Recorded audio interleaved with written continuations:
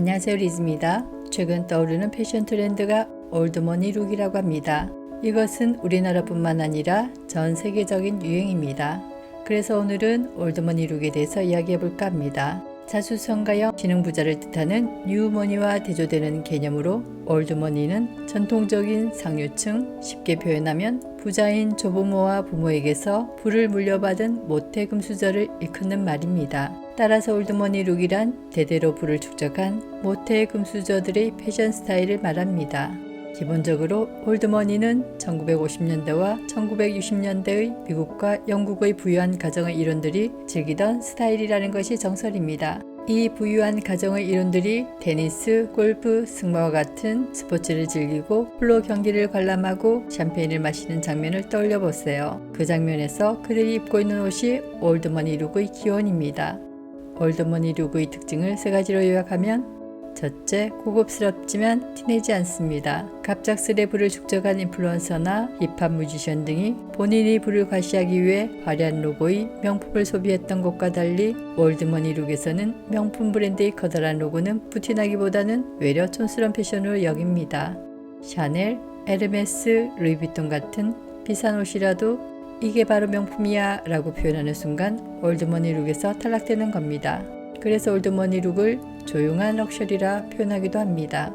둘째, 크게 유행을 따르지 않습니다. 올드머니 룩은 특정한 유행을 따르지 않고 오히려 단정하고 고급스러운 분위기의 클래식한 스타일을 추구합니다. 화려한 색상이나 무늬보다는 유행 타지 않는 화이트, 베이지, 블랙 등이 주를 이루고 있습니다. 올드머니 룩을 대표하는 아이템은 캐시미어 소재의 코트, 품질 좋은 니트와 고급스러운 로퍼, 하이엔드 브랜드의 시계 등입니다. 셋째, 젊은 층이 주도하는 트렌드입니다. 클래식을 기본으로 하는 올드머니 룩은 어느 정도 나이가 있는 연령층이 선호할 것 같지만 오히려 최근 들어 MZ세대 사이에서 활발히 전파되고 있습니다. 이러한 유행은 소셜 네트워크와 패션 인플루언서들의 영향이 컸습니다. 이제 일부 계층의 보수적이고 독점적이었던 스타일이 젊은 층을 끼고 대중화되고 있습니다. 명품의 인기 속에 로고 하나만 바뀌어도 불티나게 팔리던 시기는 지나가고 이제는 아는 사람만 아는 브랜드로 은근히 부를 드러낼 수 있는 패션이 유행하고 있는 것입니다.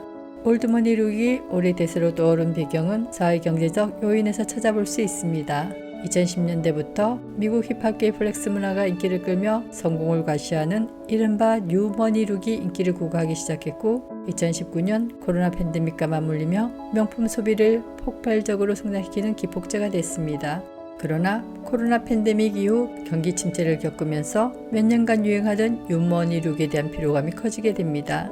이제 유행에 민감하게 반응하기보다는 질 좋고 오래 입을 수 있는 패션 아이템 쪽으로 눈을 돌리게 된 것입니다.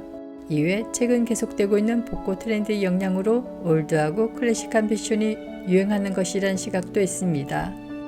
제가 생각하는 올드머니 룩의 스타일링 방법은 다음과 같습니다. 피부와 신체가 건강하게 유지되지 않는다면 어떠한 옷을 입어도 고급스러워 보이기 힘듭니다. 또한 멋은 청결에서 시작됩니다. 그래서 옷을 사고 메이크업을 고민하기 전 먼저 몸매와 피부를 관리해야 합니다. 피부에는 헤어와 눈썹, 손발톱과 치아 등이 다 포함됩니다. 목과 등 그리고 무릎이 굽어진 상태에서는 우아한 옷을 소화하기 힘듭니다.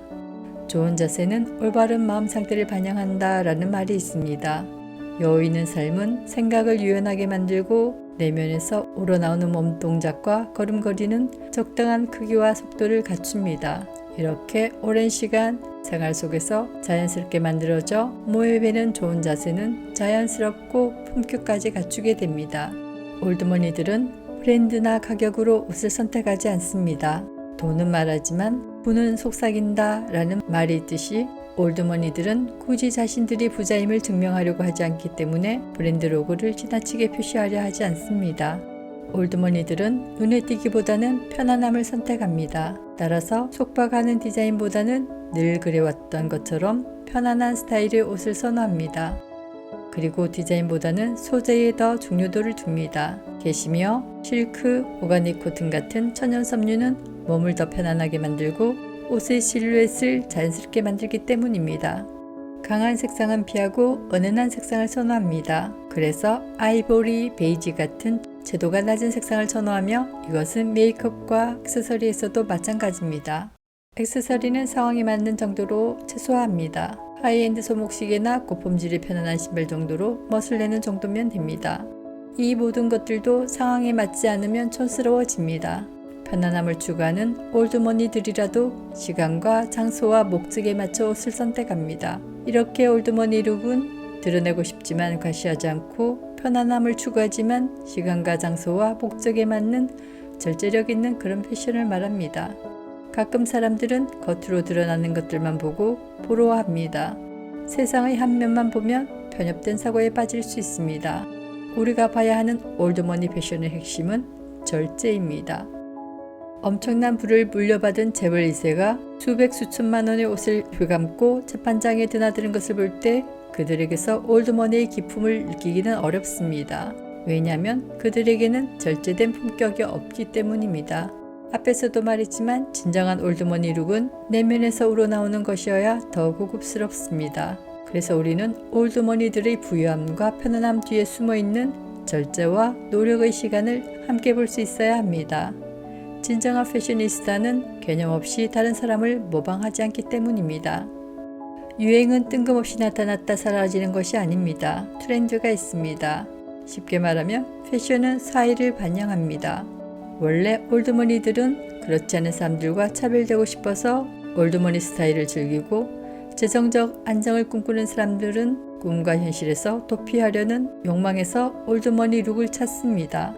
이런 상황이라면 겉으로 로고가 크게 드러나는 뉴머니 룩보다는 브랜드를 숨기고 꾸미지 않은 듯 꾸미는 것이 대부분의 젊은 층에게 더 편하지 않았을까요? 이런 편안함이 올드머니 룩을 더욱 유행시키지 않았나 하는 생각이 듭니다.